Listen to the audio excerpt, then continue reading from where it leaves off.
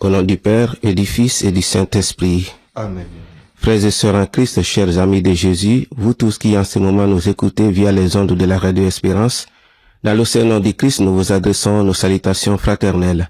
Comme tous les dimanches matins, vous êtes bien avec les frères de Saint-Jean à Rimont, et nous sommes très heureux de pouvoir avec vous ce matin méditer la parole de Dieu, nourrir notre esprit, notre âme, notre intelligence, notre foi, notre charité, notre espérance, en vue de la vie éternelle. Commençons, frères et sœurs, si vous le voulez bien, à nous mettre sous la grâce de l'Esprit Saint, à demander à ce qu'on soit éclairé, à ce qu'on soit disposé à accueillir la parole, à l'entendre, à la murmurer, à la mettre en pratique. Viens, Esprit de sainteté, viens, Esprit de lumière, viens, Esprit de feu, viens nous embraser. Nous écoutons l'évangile du jour. Évangile de Jésus-Christ selon saint Jean. Comme la Pâque juive était proche, Jésus monta à Jérusalem. Dans le temple, il trouva installés les marchands de bœufs, de brebis et de colombes, et les changeurs. Il fit un fouet avec des cordes, et les chassa tous du temple, ainsi que les brebis et les bœufs. Il jeta par terre la monnaie des changeurs, renversa leur comptoir, et dit aux marchands de colombes, « Enlevez cela d'ici. Cessez de faire de la maison de mon Père une maison de commerce. » Ses disciples se rappelèrent qu'il est écrit, « L'amour de ta maison fera mon tourment. » Des Juifs l'interpellèrent, « Quel signe peux-tu nous donner pour agir ainsi ?»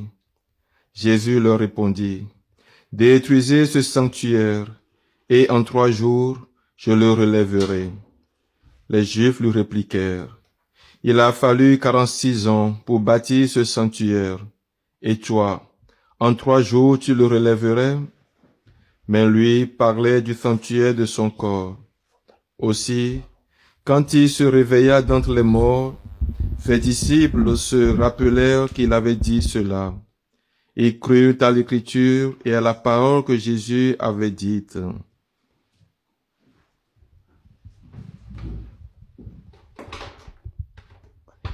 Chers frères et sœurs, la Sainte Église nous propose aujourd'hui de fêter la dédicace de la basilique du Latran. Et la dédicace de la basilique du Latran, c'est la plus ancienne des églises d'Occident et la cathédrale du pape. La dédicace de la cathédrale de notre diocèse, ou encore ça peut aussi être la dédicace de chacune de nos différentes églises. Le temple, dans l'Ancien Testament, c'est le lieu de la présence de Dieu, lieu de la manifestation de sa gloire, lieu où est précieusement conservée sa parole donnée aux prophètes, les 10 commandements. Les 10 commandements étaient considérés comme le fondement de la loi hébraïque et de l'alliance entre Dieu et son peuple. Gardés dans l'arche de l'alliance, ils symbolisaient la présence divine et la protection du peuple juif. Le temple de Jérusalem était le seul endroit où un juif pouvait adorer Dieu. C'était aussi la demeure de Dieu, son repose-pied. Et Israël y offrait ses holocaustes. C'était un endroit privilégié pour prier. À cet endroit, on trouvait aussi des vendeurs d'oiseaux et d'animaux pour les holocaustes. Et ces vendeurs envahissaient le temple. Et le temple était devenu plus un lieu de commerce que de prière. Ainsi, un jour, Jésus allait dialoguer avec son Père dans le temple. Cependant, il a rencontré ces marchands et ces changeurs de monnaie qui avaient transformé le temple en une place de marché. L'ardeur pour la maison de son Père le consommait et Jésus était obligé d'ôter ces obstacles sur son chemin. Oui, frère, tu l'as bien souligné. La maison de Dieu est transformée en maison de commerce. Le passage de l'évangile que nous avons aujourd'hui nous plonge dans un moment de tension mais aussi de révélation. Jésus, comme nous le voyons dans le texte, entre dans le temple, qui est ce lieu sacré, et il découvre quelque chose de profane. Et Jésus va poser un geste radical. On a même l'impression que Jésus se met en colère. Ça prouve bien que Jésus était aussi un homme et qu'il avait des émotions, capable de se mettre en colère. Une sainte colère, pouvons-nous dire. Il chasse les marchands du temple. Mais ce geste qui vient d'une sainte colère est aussi un geste prophétique. Il dénonce la déformation du culte. Nous pouvons constater aujourd'hui, ici et ailleurs, quelquefois, des gestes dans la maison de Dieu qui sont, au lieu d'être sacrés, qui sont idolâtres ou qui profanent même le lieu. Jésus annonce aussi le fait que l'économie prend le dessus sur la prière dans les lieux de culte. Mais plus loin, le cœur de ce texte nous révèle la parole énigmatique que Jésus pose. Détruisez ce temple, et en 3 jours je le relèverai. Il parlait à la suite du texte de son corps, qui est le véritable temple. Jésus annonce ainsi sa mort et sa résurrection. Et il nous dit en même temps que le véritable sanctuaire désormais, ce n'est pas un lieu physique, mais c'est lui le Christ. Et nous aussi, comme baptisés, on est des petits Christ et donc nous sommes des sanctuaires, comme le dit l'apôtre Paul dans la 2e lecture que nous n'avons pas écoutée ici. Et comme sanctuaires, nous sommes invités, comme chrétiens aussi, à garder notre corps, notre personne, saint. Et on peut se demander, quel est mon sanctuaire intérieur? Quel est son état? Est-ce que c'est un lieu de commerce? Est-ce que c'est un lieu de trafic? Est-ce que c'est un lieu où sont habitées des idées perverses? Est-ce que je laisse aujourd'hui Jésus entrer dans mon sanctuaire intérieur? Est-ce que je laisse Jésus chasser de moi le démon, les trafics, le commerce, tout ce que j'entretiens et qui ne permet pas à l'Esprit de Dieu, à la nuée du ciel, comme nous le voyons dans la première lecture, remplir ces temples, ces sanctuaires intérieurs.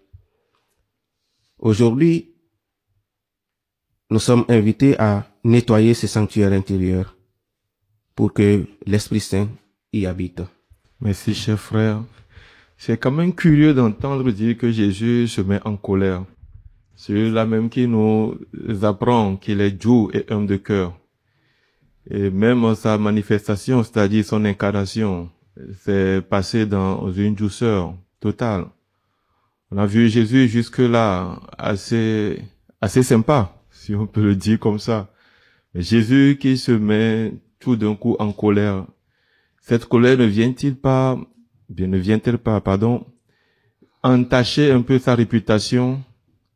Et Jésus qui se met en colère, ne prend-il pas un risque de faire fuir ses interlocuteurs? Parce que quelqu'un qui se met en colère, qui expose sa colère dans la place ou bien sur la place publique, il n'attire que vers lui des révoltes.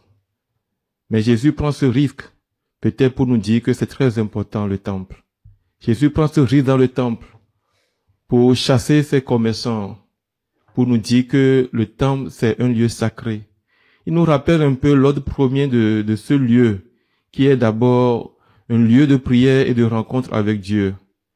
Si ce lieu de tranquillité où on peut rencontrer son Dieu, prier son Dieu, montrer à son Dieu toute son intériorité et lui confier tous nos soucis, nos peines et joies, si ce lieu se transformait en un lieu de commerce comme on le voit dans l'évangile, on voit quand même que c'est très dommage pour notre vie intérieure. Alors là, Jésus nous dit quelque chose de très important à travers cette colère qui peut au début ou bien d'emblée nous paraître excessive. Mais il nous dit un peu l'importance de ce lieu qui doit demeurer un lieu de prière. Et moi, la question que je me pose aujourd'hui, quel regard nous portons sur nos lieux de prière? Quel regard nous portons sur nos temples, nos églises? En Europe, il y a de très belles églises. Oui, des églises qui suscitent la prière. Même quand on n'a pas envie, il suffit de rentrer dans ces églises pour se laisser emporter par l'esprit qui habite dans ces lieux. Mais qu'est-ce que nous faisons aujourd'hui de nos églises? Comment est-ce que nous comportons dans ces lieux qui sont censés être des lieux sacrés, des lieux saints? Quel entretien apportons-nous à nos églises? Croyants ou pas croyants? Quelle place a ces lieux sacrés dans notre vie? Je pense qu'aujourd'hui, Jésus ou bien la parole de Dieu nous interpelle tous. Nous devons à chaque fois, quand nous passons devant une église, quand nous rentrons dans une église, avoir l'attitude qu'il faut, l'attitude correcte pour plaire à Dieu dans tout ce que nous entreprenons dans ces lieux. Merci, chers frères, pour toutes ces belles paroles que vous avez dites. Dans cet évangile, une parole me frappe encore plus. On dit qu'il fit un fouet avec des cordes et il les chassa tous, du temple. Avec le corps du fouet, Jésus chassa tout le monde, tous ces vendeurs ainsi que les animaux aussi du temple. Bien que nous fêtons ce jour la dédicace de la basilique du Latran, il est vrai aussi qu'à travers cette basilique, c'est nous-mêmes que nous fêtons aussi, parce que Saint Paul le dit dans sa lettre aux Corinthiens, comme le frère vient de le dire. Nous sommes nous-mêmes d'abord le temple du Seigneur. Et la première maison, ou bien le premier temple que nous devons d'abord prendre soin, c'est d'abord nous-mêmes qui sommes d'abord le temple du Seigneur. Il le dit, en 3 jours, je relèverai ce temple. Ici, dans cette parole, Jésus nous met nous-mêmes en face. Il faut que nous aussi, nous soyons des vrais Christ. Le frère l'a dit, oui, en tant que chrétiens, nous sommes aussi des Christ. Et en tant que Christ, nous devons aussi prendre nos fouets et chasser de nous tout ce qui est impureté, tout ce qui nous empêche vraiment que la nuée du Seigneur, c'est-à-dire la présence du Seigneur, prenne le dessus sur tout ce que nous faisons. Il est vrai que nous sommes obligés, nous devons vraiment aller à nos activités. Mais il ne faut pas que ces activités-là prennent le dessus sur la prière. Que ces activités-là prennent le dessus sur l'entretien du temple que nous sommes. Parce que c'est à travers nos actes, nos faits et gestes que nous allons pouvoir attirer à nous cette nuée, cette présence du Seigneur qui pourra aussi relever en nous ce temple en 3 jours, 2 semaines, voire même 1 mois. Mais il faut d'abord que nous prenions d'abord soin de ce temple. Merci, cher frère. Qu'est-ce que cette attitude de Jésus pourrait bien nous enseigner? Lorsqu'il chasse du temple les bœufs, les brebis, les colombes et les changeurs d'argent, je crois que Jésus est en train de manifester son amour profond et son respect pour les affaires de son Père. Parce qu'il se réfère au fait que nous tous, nous sommes les temples de Dieu. Cela implique que nous devons chasser de notre intérieur tout ce qui est barrière à notre amour pour Dieu. L'égoïsme, la paresse, les désirs mondains, l'indifférence vis-à-vis des affaires de Dieu. Chers frères et sœurs, quel respect avons-nous pour la présence de Dieu en chacun de nous? Et quel respect avons-nous pour son Église? Jésus ne veut pas que l'on fasse de la maison de son Père une maison de commerce, une maison où son Père n'est plus présent, mais qu'on fasse de la maison de son Père une maison de prière. Et la prière a besoin d'une ambiance de paix, de détachement, de recueillement. C'est une disposition intérieure de confiance et de foi en Dieu, tel que le calme se fait même au milieu d'un orage. Donc aujourd'hui, en venant parler avec Jésus, puissions-nous enlever d'abord les obstacles dans notre chemin, tout ce qui nous empêche d'être en intimité avec lui, tout ce qui pourrait nous empêcher ou de tourner nos cœurs vers lui. Parce que Jésus lui-même, il s'identifie au temple lorsqu'il déclare « Détruisez ce temple et en 3 jours, je le relèverai ». Le temple de Jérusalem est remplacé par le temple qui est plus parfait et plus concret, c'est-à-dire la présence même de Jésus, qui est splendeur de la gloire de son Père. Et c'est vraiment lui, Jésus, qui est le sanctuaire par excellence. Chers frères et sœurs, nous devons toujours agir en sachant que nous sommes le temple de Dieu. Chacun de nous incarnons la présence de Dieu. Efforçons-nous donc de toujours vivre dans cette intimité de la Sainte Trinité, dans la mesure où nous purifions notre cœur, notre regard, dans la mesure où, avec l'aide du Seigneur, nous arrivons à ce recueillement, il nous sera plus aisé de le rencontrer en chacun de nous, de le reconnaître en chacun de nous, à travers la prière. Oui, reconnaître Jésus qui vient dans ce sanctuaire intérieur, qui vient le purifier. J'aimerais attirer notre attention sur le mouvement dans ce texte. Nous nous laissons interpeller par les paroles, mais il y a aussi du mouvement. Jésus qui monte. Il y a aussi une interaction. Jésus pose un acte et l'acte est compris de différentes manières par ses disciples qui y voient un accomplissement prophétique, un geste d'amour et ils disent « L'amour de ta maison fera mon tourment ». Tandis que les Juifs n'entrent pas dans ce geste d'amour. Ils ont besoin du signe, alors que Jésus vient de poser un signe. Cela dénonce l'endurcissement du cœur de l'homme, qui est encore plus fort aujourd'hui dans notre monde, où les gens attendent qu'on prouve que Dieu existe par A plus B. Ils ont besoin de signes. Donc la question du signe pour croire en Dieu ne se pose pas aujourd'hui seulement, mais depuis toute éternité, on peut dire ainsi. Quel signe avons-nous besoin? Et le signe par excellence, c'est la résurrection. À leur question, Jésus répond, « Détruisez ce temple et en 3 jours je le relèverai. » La résurrection, c'est croire que Dieu seul peut relever ce qui a été détruit. Et ce qui peut être détruit dans ce monde, de manière plus forte, c'est l'homme par la mort. La séparation de l'âme et du corps, que Dieu seul peut unir. Et c'est cet acte, que Jésus va poser. Son propre corps sera détruit, mais il le relèvera. Voici le signe. Saint Paul dira, si le Christ n'est pas ressuscité, vaine est notre foi. Le signe que les Juifs demandent donc, Jésus ne le refuse pas. Il va le donner à la croix.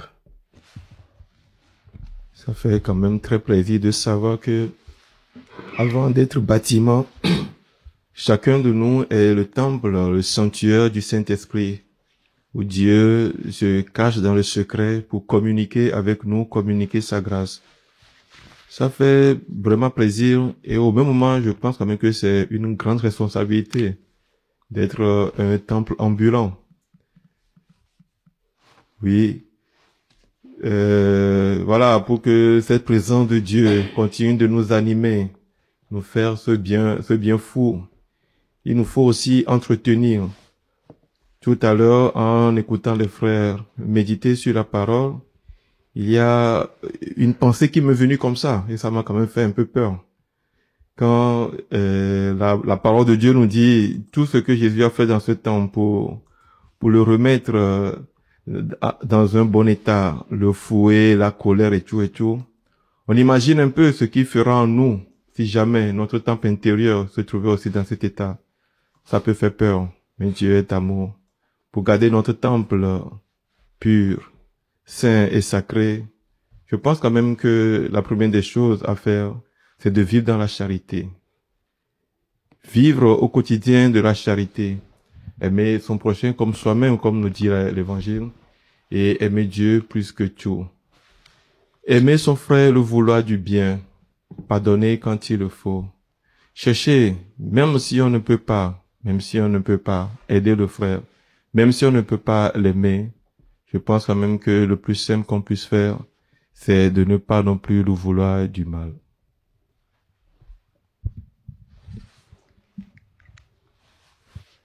On peut se demander pourquoi ces marchands s'étaient installés dans le temple. Pourquoi ils n'allaient pas au marché? Pourquoi ils n'allaient pas dans les places publiques? Pourquoi c'est au temple? Parce que ces animaux servaient au culte, au sacrifice. Les gens qui venaient rendre un culte à Dieu achetaient les animaux et rentraient dans le temple pour offrir des sacrifices. Donc à la base, ce n'est pas mauvais. Ce n'est pas un geste en soi qui va contre la volonté. Donc c'était compris. C'est même demandé dans la loi d'offrir des sacrifices. Même Joseph et Marie ont offert des sacrifices à la naissance de Jésus. Mais qu'est-ce que Jésus dénonce donc? Si ces gestes étaient demandés dans l'Écriture. Jésus dit: cessez de faire de la maison de mon Père une maison de commerce. Est-ce que le commerce est illégal? Quand est-ce que le commerce devient mauvais? Surtout dans la maison de Dieu. Il me semble que c'est lorsqu'il fait obstacle. Et c'est pourquoi Jésus ne détruit pas. Non, il n'évite pas le temple. Il vient quand même. Mais il vient réorienter, donner le sens. Et au lieu du culte, mais aussi au commerce. Merci, cher frère. Détruisez ce temple et en 3 jours, je le relèverai. Cette parole de Jésus nous signifie que même si nous ne sommes pas prêts même à prendre soin de ce temple, la colère de ce Christ aussi peut aussi s'abattre sur nous, mais comme on le dit toujours, c'est une sainte colère.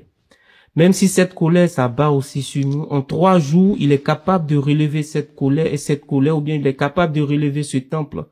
Car si nous revenons à lui et que nous prenons conscience que nous pouvons encore toujours nous mettre en tête que nous pourrons reprendre encore cet entretien de ce temple, changer ce que nous sommes, ce que nous faisons, Dieu est capable de nous accueillir par sa miséricorde. Les Juifs demandent à Jésus: quel signe peux-tu nous donner pour agir ainsi?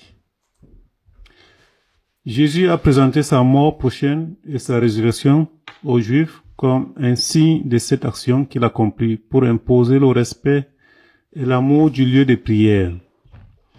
Détruisez ce temple et en 3 jours je le rebâtirai. Jésus fait allusion à sa mort sur la croix et à sa résurrection. L'Église a été voulue et fondée par Dieu, même si elle est dirigée par les hommes limités et fragiles. C'est le Christ lui-même qui est la tête et le fondement de l'Église. Il est le chef de l'Église et c'est lui qui gouverne l'Église.